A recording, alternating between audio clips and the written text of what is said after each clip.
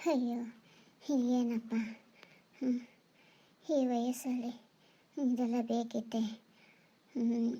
ಮಗನಾದರೆ ಎಷ್ಟೊತ್ತಿಗೆ ಬರ್ತಾನೋ ಮಾತ್ರೆ ಥರ ಕೇಳ್ಕಳಿಸಿದ್ದೆ. ಅಯ್ಯಪ್ಪ ಇದೇನು ಈ ಜೀವ ಬೇಗಾದರೂ ಹೋಗಬಾರ್ದಿತ್ತೆ. ಇನ್ನು ಎಷ್ಟು ದಿವಸ ಅಂತ ಜೀವ ಉಸಿರನ್ನು ಇಟ್ಕೊಂಡು ಕಾಯಬೇಕು. ಏನು ಸಂಕಟವಪ್ಪ. ಯಪ್ಪ. ಸ್ವಾತಿ ಸ್ವಾತಿ, ಓ ಮಗನೇ ಹೀಗೆ ಬಂದೇನಪ್ಪ. ಸ್ವಾತಿ ಹತ್ರ ಒಂದು ಸ್ವಲ್ಪ ಕಷಾಯ ಮಾಡ್ಕೊಡಕ್ಕೆ ಹೇಳಿದ್ನಪ್ಪ. ಮಾಡ್ತಾ ಇರಬೇಕು ಅಡುಗೆ ಮನೇಲಿ. ಮಾತ್ರೆ ತಂದೆ ಅಮ್ಮಪ್ಪ ಮಗನೇ. ಈ ಮನೇಲಿ ಈಗ ಬಂದೇನಪ್ಪ, ಕಾಫಿ ಕೊಡ್ಲಾ ಕುಡಿಲಿಕ್ಕೆ? ಏನು ತಿಂದ್ಯಾ ಬಿಟ್ಟ್ಯಾ ಅಂತ ಕೇಳೋರಿಲ್ಲ. ಮಾತ್ರೆ ತೊಗೊಬಂದ್ಯಾ, ಸಾಮಾನು ತೊಗೊಬಂದ್ಯಾ, ಐಟಮ್ ತೊಗೊಬಂದ್ಯಾ, ತರಕಾರಿ ತೊಗೊಬಂದ್ಯಾ, ಅದು ತೊಗೊಬಂದ್ಯಾ, ಇದು ತೊಗೊಬಂದ್ಯಾ, ಕರೆಂಟ್ ಬಿಲ್ ತುಂಬಿದ್ಯಾ, ಫೋನ್ ಬಿಲ್ ರಿಚಾರ್ಜ್ ಮಾಡಿಸಿ ಅಂತ ಕೇಳೋರೇ ಆಗಿಬಿಟ್ಟಿದ್ದಾರೆ. ಈ ಮನೆಗೆ ಹೇಳೋರು ಕೇಳೋರು ಯಾರು ಇಲ್ಲ. ನಾನು ಕೆಲಸವಂತರ ಅಂದ್ಕೊಂಡಿದ್ದಾರೆ, ಇಲ್ಲ ಈ ಮನೆ ಯಜಮಾನ ಅಂದ್ಕೊಂಡಿದ್ದಾರೆ ಗೊತ್ತಿಲ್ಲ. ಯಾಕಪ್ಪ ಮಗನೇ ಏನಾಯಿತು? ತುಂಬ ಹುಷಾರಿಲ್ಲ ಕಣೋ. ಅದಕ್ಕೆ ಮಾತ್ರೆ ನುಂಗಿದ್ರೆ ಏನಾದರೂ ಕಡಿಮೆ ಆಗತ್ತೇನೋ ಅಂತ ಅಷ್ಟೇ. ಯಾಕಪ್ಪ ಕೋಪದಲ್ಲಿದೆಯಾ? ಯಾಕಪ್ಪ ಆಫೀಸಲ್ಲಿ ಏನಾದ್ರು ಟೆನ್ಷನ್ನೇ? ಗಂಡಸು ಅಂದಮೇಲೆ ನೂರಾರು ತೊಂದರೆಗಳಿರ್ತವೆ, ಟೆನ್ಷನ್ಗಳಿರ್ತವೆ. ಅದು ಯಾಕೆ ನಿನಗೆ? ನನ್ನ ಟೆನ್ಷನ್ ನನಗಾದರೆ ನಿನಗೆ ಮಾತ್ರೆ ತರೋದೇ ಹೆಚ್ಚಿಗೆ ಆಗೋಯ್ತು. ಆಯ್ತಪ್ಪ ಮಗನೇ, ಏನೋ ಟೆನ್ಷನ್ನಲ್ಲಿದೆಯಾ ಅನ್ಕೊತೀನಿ. ಯಾಕಪ್ಪ ಮಾತ್ರೆ ಥರ ಕೇಳಿದ್ದೇನಾದರೂ ತೊಂದರೆ ಆಯ್ತೇನಪ್ಪ? ಏನೋ ಈ ಮುದಿ ಜೀವ ಮಾತ್ರೆ ತಿಂದ್ರಾದ್ರೂ ಕಡಿಮೆ ಆಯ್ತದೇನೋ ಅಂತ ಅಷ್ಟೇ. 1 ವಾರ ಆಯ್ತು ಕಣಪ್ಪ, ಕೆಮ್ಮು ನೆಗಡಿ ಅಂತ. ಅದಕ್ಕೆ ಹೇಳ್ಕಳಿಸಿದ್ನಪ್ಪ. ಆಯಿತು ಹೋಗಪ್ಪ ಒಳಗಡೆ, ಸ್ವಾತಿ ಹತ್ರ ಹೇಳ್ಬಿಟ್ಟು ಕಾಫಿ ಏನಾರು ಮಾಡ್ಕೊಂಡು ರೆಸ್ಟ್ ಮಾಡಪ್ಪ. ನಾ ಇಲ್ಲೇ ಮಲ್ಕೊತೀನಿ, ಹೋಗಲಿ ಬಿಡಪ್ಪ. ಈ ಮನೇಲಿ ಇರೋರಿಗೆ ಬಿ ಪಿ ಗುಳಿಗೆ, ಶುಗರ್ ಮಾತ್ರೆ, ನೆಗಡಿ ಮಾತ್ರೆ, ಇನ್ನು ಆ ಗುಳಿಗೆ ಈ ಗುಳಿಗೆ ತಂದು ದಬಾಕೋದ್ರೊಳಗಡೆ ನನ್ನ ಜೀವನನೇ ಬರಬಾರ್ದಾಗೋಯ್ತದೆ. ಯಾಕ್ರಿ ಏನಾಯ್ತು? ಅತ್ತೆ ಹತ್ರ ಅಷ್ಟೊಂದು ಜೋರಾಗಿ ಮಾತಾಡ್ತಾ ಇದ್ದೀರಾ? ಮನೇಲಿ ಮಕ್ಕಳೆಲ್ಲ ಇದ್ದಾರೆ. ಮಕ್ಕಳಿದ್ರೆ ಏನಾಯ್ತು? ಯಾಕೆ ಮಕ್ಕಳು ಮುಂದೆ ಅನ್ಬಾರ್ದಾ? ಅವರಿಗೂ ಗೊತ್ತಾಗಲಿ ಅಪ್ಪನ ಕಷ್ಟ ಏನು ಅಂತ. 24 ಗಂಟೆ ಕಷ್ಟಪಟ್ಟು ಹೊರಗಡೆಯಿಂದ ದುಡಿದುಕೊ ಬಂದರೆ ನೀನು ನೋಡಿದ್ರೆ ತರಕಾರಿ ತಗೊಬಂದಿಲ್ವಾ, ಹಣ್ಣು ತಗೊಬಂದಿಲ್ವಾ, ಅದನ್ನು ತಗೊಬಂದಿಲ್ವಾ, ಇದ್ರನ್ನ ಐಟಮ್ ತಂದಿಲ್ವಾ ಅಂತ ಕೇಳ್ತೀಯ. ಅಮ್ಮ ನೋಡಿದ್ರೆ ಮಾತ್ರೆ ತಗೊಬಂದಿಲ್ವಾ, ಬಿ ಪಿ ಮಾತ್ರೆ ಅಂತೆ, ಶುಗರ್ ಮಾತ್ರೆ ಅಂತೆ, ಅದು ಯಾವುದೋ ಒಂದು ಮಾತ್ರೆ ಅಂತೆ, ಸುಸ್ತಾಗ್ತಾ ಇದೆ ಅಂತ ಮಾತ್ರೆ. ಇನ್ನು ಮಕ್ಕಳು ಬಂದರೆ ಅಪ್ಪ ಚಾಕ್ಲೇಟ್ ತಂದಿಲ್ವಾ, ಬುಕ್ ತಂದಿಲ್ವಾ, ನನ್ನನ್ನು ಈ ಮನೆ ಆಳು ಅಂತ ಅಂದ್ಕೊಂಡಿದ್ದೀರಾ ಅಥವಾ ಈ ಮನೆ ಯಜಮಾನ ಅಂತ ಅಂದ್ಕೊಂಡಿದ್ದೀರಾ? ಅಯ್ಯೋ ಶಿವನೇ, ಯಾಕ್ರಿ ಇವತ್ತಿಷ್ಟೊಂದು ರೇಗಾಡ್ತಾ ಇದ್ದೀರಾ? ರೇಗಾಡ್ದೆ ಇನ್ನೇನು ಮಾಡಲಿ? ಹೊರಗಡೆ ಸಮಸ್ಯೆ 10 ಆದರೆ ಒಳಗಡೆ ಸಮಸ್ಯೆ 100 ಇರುತ್ತೆ. ನಿಮ್ಗೇನು ಗೊತ್ತಾಗುತ್ತೆ? ಕತ್ತೆ ಥರ ದುಡಿದ್ಬಿಟ್ಟು ತಗೊಬಂದು ಹಾಕ್ತೀನಿ, ಇಲ್ಲಿ ಮನೇಲೆ ಕೂತ್ಕೊಂಡು ಗಡತ್ತಾಗಿ ತಿಂತಾಯಿರಿ. ಅಲ್ಲ ಈಗ ಏನಾಯ್ತು ಅಂತ ಈ ರೀತಿ ಕೋಪ ಮಾಡ್ಕೋತಾ ಇದ್ದೀರಾ? ಇನ್ನೇನಾಗಬೇಕು? ಕತ್ತೆ ಥರ ನಾನು ಒಬ್ಬನು ದುಡಿಯೋದು, ಮನೇಲಿ 6-8 ಜನ ತಿನ್ನೋದು ಕೂತ್ಬಿಟ್ಟು. ಹೀಗಿರ್ಬೇಕಿದ್ರೆ ಮನೆ ಬಾಡಿಗೆ ಹೇಗೆ ಕಟ್ಟಲಿ, ಕರೆಂಟ್ ಬಿಲ್ ಹೇಗೆ ಕಟ್ಟಲಿ, ಸ್ಕೂಲ್ ಫೀಸ್ನ ಹೇಗೆ ಕಟ್ಟಲಿ, ಇನ್ನು ಮನೆ ಬಾಡಿಗೆನ ಹೇಗೆ ಕಟ್ಟೋದು, ಅಥವಾ ಮನೆ ಲೋನನ್ನು ಹೇಗೆ ತೀರಿಸೋದು, ಜೀವನ ಹೇಗೆ ನಡೆಸೋದು, ಅದರ ಮಧ್ಯೆ ಅಮ್ಮನ ಮಾತ್ರೆಗಳು, ಹಾಸ್ಪಿಟ್ಲ್ ಬಿಲ್ಲು, ಎಷ್ಟೊಂದು ಖರ್ಚನ್ನು ನಾನು ಒಬ್ಬನೇ ನಿಭಾಯಿಸಬೇಕು. ಮನೆಗೆ ಬಂದಿದ ತಕ್ಷಣ ನೆಮ್ಮದಿನ ಕೊಡ್ತೀರಾ ನೀವು? ಅದಕ್ಕೋಸ್ಕರ ಏನು ಮಾಡಬೇಕು ಅಂದ್ಕೊಂಡಿದ್ದೀರಾ? ನೋಡಮ್ಮ, ಇತ್ತೀಚೆಗೆ ನಿನ್ನ ಆರೋಗ್ಯ ತುಂಬಾ ಹದಗೆಡ್ತಾ ಇದೆ. ನೋಡು, ಅಲ್ಲೊಂದು ವೃದ್ಧಾಶ್ರಮ ನೋಡ್ಬಿಟ್ಟು ಬಂದಿದ್ದೀನಿ.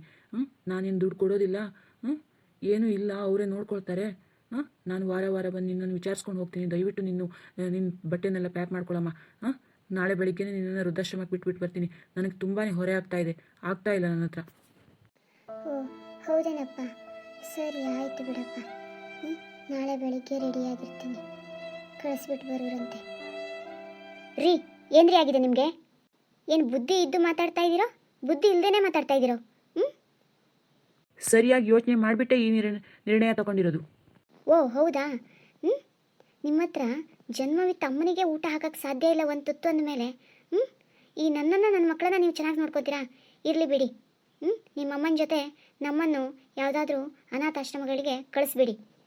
ನಾವು ನಿಮಗೆ ಇವತ್ತೆಲ್ಲ ನಾಳೆ ಹೊರೆ ಆಗ್ತೀವಿ. ಅದೇಗೆ ಸಾಧ್ಯ? ನೀ ನನ್ನ ಹೆಂಡತಿ ತಾನೆ, ಅವ್ರು ನನ್ನ ಮಕ್ಕಳು ತಾನೆ. ಹಾಗೇನೆ ಇವ್ರು ಕೂಡ ನಿಮ್ಮ ಅಮ್ಮನೇ, ಅವರು ಕೂಡ ನಿಮ್ಮ ಜವಾಬ್ದಾರಿನೇ.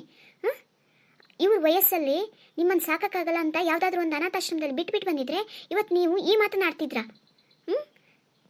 ಸ್ವಾತಿ, ದಯವಿಟ್ಟು ನನಗೋಸ್ಕರ ನೀವಿಬ್ಬರು ಜಗಳ ಆಡಬೇಡಿ. ನನ್ನ ಮಗ ಈ ರೀತಿ ಯೋಚನೆ ಮಾಡಿದ್ದಾನೆ ಅಂದರೆ ಅವನಿಗೂ ಎಷ್ಟು ಕಷ್ಟ ಆಗಿರಬೇಡ.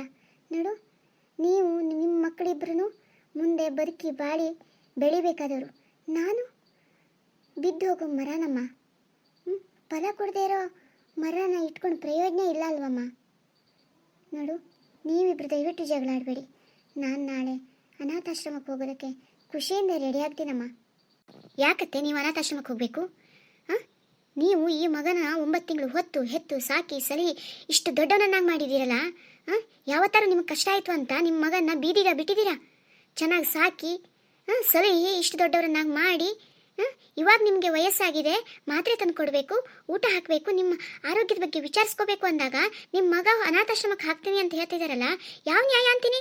ಮುಂದೊಂದು ದಿವಸ ಇವರಿಗೂ ವಯಸ್ಸಾಗತ್ತಾನೆ, ಇವ್ರ ಮಕ್ಕಳು ನಾಳೆ ಇವರನ್ನ ಅನಾಥಾಶ್ರಮಕ್ಕೆ ಹಾಕಿದ್ರೆ ಏನಾಗುತ್ತೆ ಹೇಳಿ? ಈ ಮನೆಯಲ್ಲಿ ಪುಟ್ಟ ಪುಟ್ಟ ಮಕ್ಕಳಿದ್ದಾರೆ, ನಿಮ್ಮ ಬುದ್ಧಿನ ನೋಡಿಬಿಟ್ಟು ಕಲಿತಾರೆ ಅನ್ನೋ ಪರಿಜ್ಞಾನ ಬೇಡವೇಂದ್ರಿ ನಿಮಗೆ?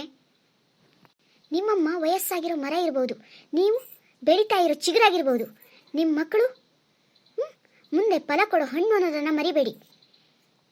ನಿಮಗೂ ಕೂಡ ಒಂದಲ್ಲ ಒಂದು ದಿವಸ ವಯಸ್ಸಾಗತ್ತೆ, ನಡೆದಾಡೋಕ್ಕಾಗಲ್ಲ, ಆರೋಗ್ಯ ಸಮಸ್ಯೆ ಆಗತ್ತೆ.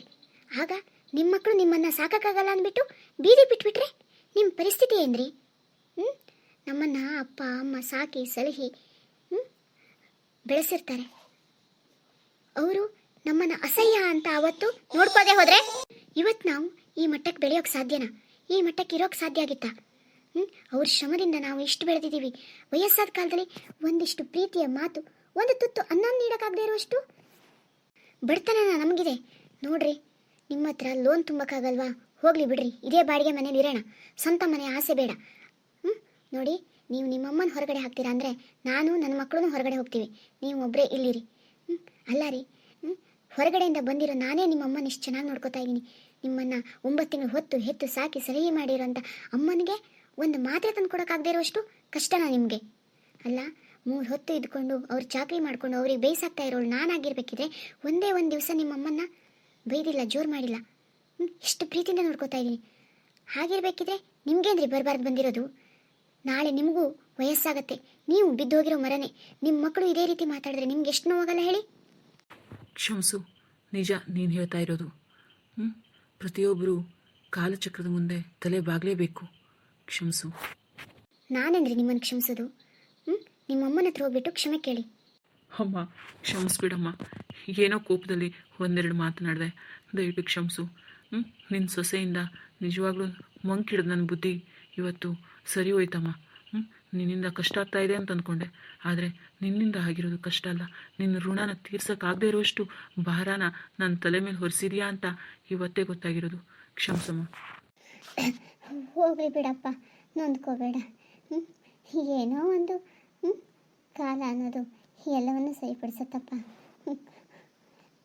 ಏನು ಮಾಡೋಕ್ಕಾಗತ್ತೆ, ವಯಸ್ಸಾದ ಜೀವ ನಮ್ಮದು. ಹೋಗಬೇಕಿತ್ತು, ಹೋಗಲ್ಲ, ನಿಮ್ಗೆ ಕಾಟ ಕೊಡತ್ತೆ. ಹಾಗಂತ ಮಾತ್ರಕ್ಕೆ ನಮ್ಮನ್ನು ಹೊರಗಡೆ ಹಾಕಿದ್ರೆ ಹೇಗಪ್ಪ? ನಮಗೂ ಅಂತ ಒಂದು ಮನಸ್ಸಿರುತ್ತೆ. ಏನೋ ಒಂದು 4 ಮಾತು 3 ತುತ್ತು ಊಟ ಅಂತ ಕೇಳ್ತೀವಿ ಅಷ್ಟೇನಪ್ಪ. ನಮ್ಮನ್ನು ಖುಷಿಯಾಗಿ ನೋಡಿಕೊಂಡ್ರೆ ಹಾಗೆ ಕಣ್ಣು ಮುಚ್ಕೊಳ್ಳೋ ಜೀವನಪ್ಪ ಇದು. ನಿಮಗೆ ಒಳ್ಳೆಯದಾಗಲಿ ಅಂತ ಹರಿಸ್ತೀವಿ ಹೊರತು ಹಾಳಾಗಲಿ ಅಂತ ಯಾವತ್ತೂ ಹರಿಸಲ್ಲಪ್ಪ. ಏನು ಮಾಡೋದಪ್ಪ, ವಯಸ್ಸಾದ ಕಾಲಕ್ಕೆ ಈ ರೋಗಗಳು ಬೇಡ ಬೇಡ ಅಂದ್ರೂ ಬಂದು ಒಕ್ಕರ್ಸ್ಕೊಂಡು ಬಿಡ್ತವೆ. ಅದು ತಪ್ಪೇನಪ್ಪ ನಮ್ಮದು? ಚೇಚೆ ಅಮ್ಮ, ನಿಮ್ದೇನೂ ತಪ್ಪಿಲ್ಲಮ್ಮ. ನಮ್ಮಂಥ ಮಕ್ಕಳು ತಪ್ಪಮ್ಮ, ನಾವು ಯೋಚನೆ ಮಾಡೋ ರೀತಿ ತಪ್ಪಮ್ಮ. ಕ್ಷಮಿಸ್ಬಿಡಮ್ಮ. ಸ್ನೇಹಿತರೆ, ತಂದೆ ತಾಯಿ ನಮಗೆ ಜನ್ಮವಿಟ್ಟಿರ್ತಾರೆ. ಅವರು ವಯಸ್ಸಾದ ಕಾಲಕ್ಕೆ ನಮ್ಮಿಂದ ಬಯಸೋದು ಪ್ರೀತಿನ, ಸ್ನೇಹನ ಹೊರತು ಇನ್ನೇನೂ ಇಲ್ಲ. ನಮ್ಮನ್ನು ಅವತ್ತು ಅವರು ಚೀ ತೂ ಅಂತ ಅಂದ್ಕೊಂಡು ಅಸಹ್ಯ ಪಟ್ಕೊಂಡು ನಮ್ಮನ್ನು ಸಾಕದೆ ಹೋದರೆ ಇವತ್ತು ನಾವು ಬೀದಿ ನಾಯಿಗಳಾಗಿರ್ತಿದ್ವಿ. ಆದರೆ ಅವರು ಅಸಹ್ಯ ಪಟ್ಕೊಳ್ದೇನೆ ನಮ್ಮನ್ನು ಸಾಕಿ ಬೆಳೆಸಿ ವಿದ್ಯೆಯನ್ನು ಕೊಟ್ಟು ಹಸಿವನ್ನು ನೀಗಿಸಿ ನಮ್ಮನ್ನು ಸಾಕಿರ್ತಾರೆ. ಅವರನ್ನು ವಯಸ್ಸಾದ ಕಾಲದಲ್ಲಿ ಚೆನ್ನಾಗಿ ನೋಡ್ಕೊಳ್ಳೋದು ನಮ್ಮ ಧರ್ಮ, ನಮ್ಮ ಕರ್ತವ್ಯ ಹೊರತು ಅವರನ್ನು ಸಾಕೋಕ್ಕಾಗಲ್ಲ ಅಂತ ಅನಾಥಾಶ್ರಮಕ್ಕೆ ಹಾಕೋದು ಅನ್ಯಾಯ, ಅಪರಾಧ, ಪಾಪ ಕೂಡ ಹೌದು.